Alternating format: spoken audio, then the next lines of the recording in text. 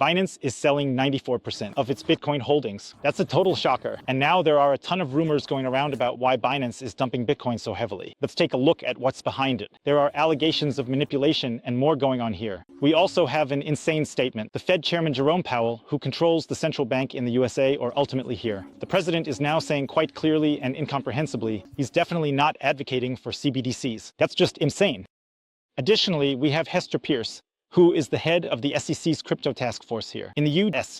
So she holds a leadership position here for Bitcoin crypto adoption, and she clearly says, I'm not just a Bitcoin maximalist, I'm so much more. I'm a freedom maximalist, and we're advocating for pro-Bitcoin or crypto regulation. They don't want to keep restricting the whole market. Instead, they're making a massive statement towards Bitcoin. We want to look at that now because what's going on here right now is really crazy.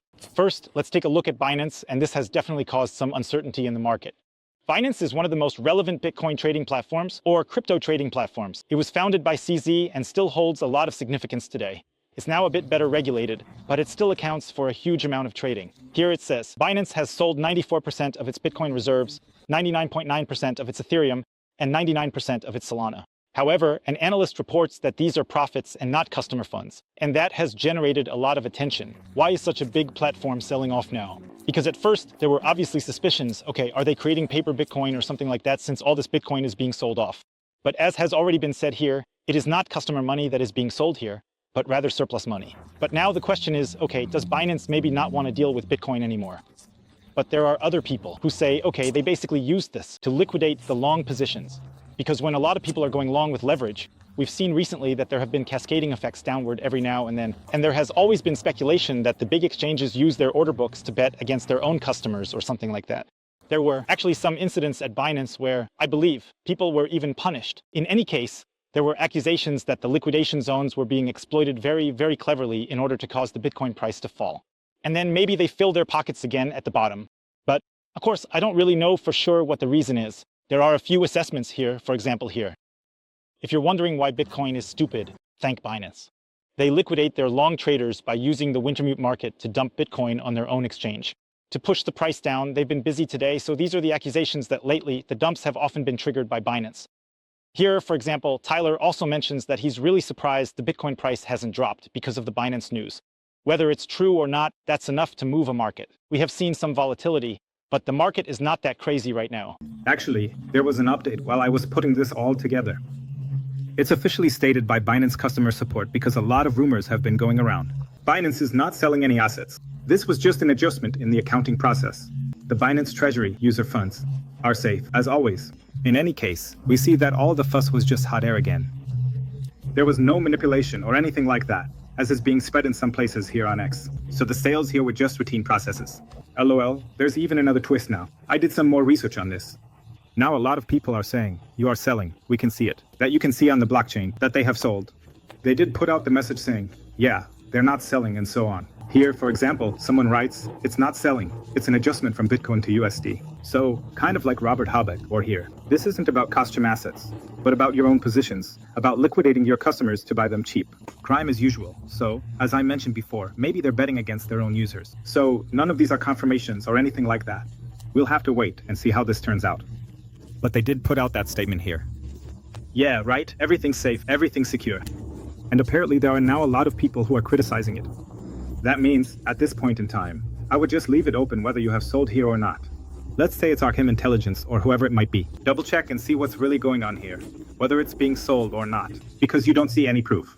You just see the message, yeah, we didn't sell it. But in the end, that doesn't really mean anything. Feel free to drop a comment if you have any more info on this. But now we have a bold statement here, which is really one of my favorite statements for the Fed this year. So the Fed also said that Bitcoin is comparable to gold. But now Jerome Powell is dropping another bombshell, saying there won't be any CBDCs. Just take it in for yourselves. Something that concerns me a lot is the idea that we would even look like China in any way.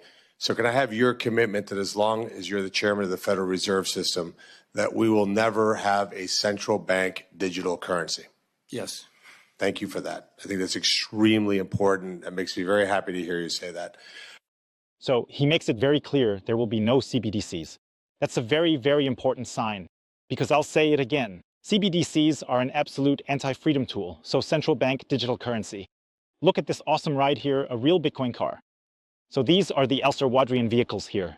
But in any case, we see here the absolute sign towards freedom. At least that's how it looks. That means everyone is celebrating this now. Hey, there will be no CBDCs. Jerome Powell says there will be no CBDCs. Donald Trump says there will be no CBDCs, but I'm telling you, there will still be CBDCs. And I'm going to tell you now why there will still be CBDCs.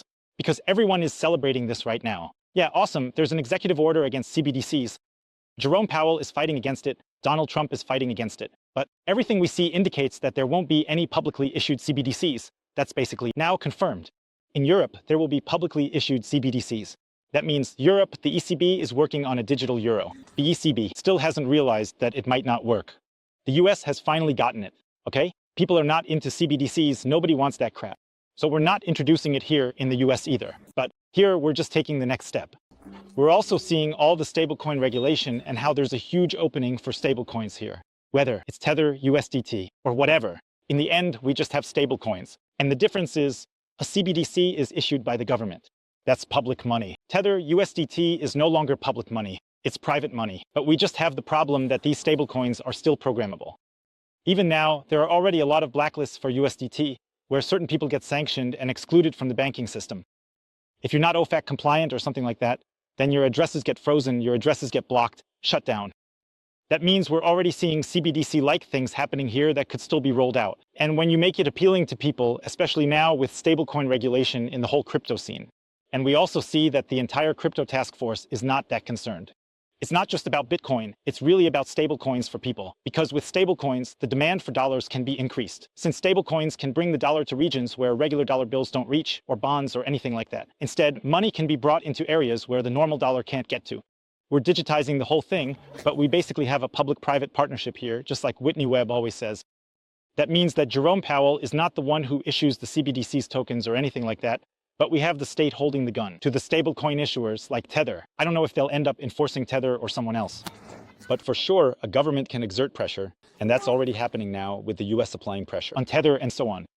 If they're not compliant, they'll just get taken down from certain exchanges and so on. And this could lead, or is very likely to lead, to people accepting stablecoins because they think, okay, this is great, this is an awesome technology. But let's not forget that there are also big downsides. I can imagine dystopian scenarios where exactly these downsides could also be introduced through stablecoins. This is simply a prediction of mine, which may be wrong. Perhaps I am exaggerating. Maybe I'm seeing it too negatively or perhaps too dystopically. But we can already see that there are, let's say, controlling circumstances happening with stablecoins. You really have to be careful not to celebrate too early here. Right now, we only have freedom maximalists left. All those anti-freedom tools are now finished. No, we really need to pay close attention because it could just be that the issuers are changed, that the names are changed, and then we have exactly the CBDCs that we don't want. But it's now called something else. It's no longer called CBDCs. Now it's called stablecoins, and it's no longer issued by any public entity, but rather by a private organization. And we have other representatives who are outwardly representing these CBDCs, or these stablecoins, and that's just the warning. I don't know if it's already in the prediction whether it will happen like that or not. It's always dependent on probabilities. Maybe that won't happen if Bitcoin prevails, if freedom wins, but there are already efforts to bring such stablecoins to market. And if that happens, then you'll have the same control mechanisms as currently with any CBDCs, just like it's being planned in Europe with the digital euro. But we also have here SEC Commissioner Hester Peirce, who is now speaking very positively about Bitcoin. She's from the SEC and the crypto task force in the US, and she was asked here whether she a Bitcoin maximalist. And take a look at her answer, what she has to say. So I would take a little bit of issue with that question. I don't describe myself as an advocate of the industry. I'm a freedom maximalist, though, and I think what the approach super bullish. It's absolutely crazy that we now have people in public organizations who are freedom maximalists. I remember I did an interview with Solana Coda, it must have been about 3/4 of a year ago, or maybe almost a year ago, I can't quite recall. I was still talking to her then. And then she said, in the Bundestag, the word freedom isn't really welcomed. Now we're seeing the word in the SEC, in the US more and more. Freedom is, of course, also a Trojan word that is often misused. They're talking about freedom, but in the end, it's really about more socialism.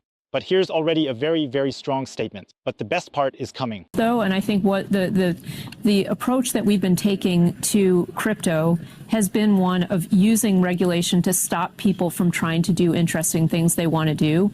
We actually have a very flexible regulatory framework. Congress saw the need to give us exemptive authority, for example. We have the ability to use these things. And instead, we've just put roadblock after roadblock up against people who are trying to come in and talk to us as we've asked them to do, or come in and register as we've asked them to do. And so all I'm asking is that we have an innovation policy that allows people to innovate and that allows people to try new things. And that's really applies across the board. I think there are other areas where we need to be better on innovation too. But watching what's happened to crypto over the past several years has just been extremely frustrating for someone who believes that government is there to serve the American people, not to stymie them when they're trying new things. So she's addressing the regulations that in the past they didn't really regulate for the people. Instead, it was more like the government was arguing against the people, that it wasn't about promoting innovation, but rather about stopping it. We've really seen major attacks from the SEC against Bitcoin here. Some people are saying that it was almost intentional how the Bitcoin price was suppressed, like how the whole crypto industry was being managed down. She also says later in the interview, this is not the part where they want to loosen the regulations. But they don't want to go for zero regulation. They want to give responsibility back to the people.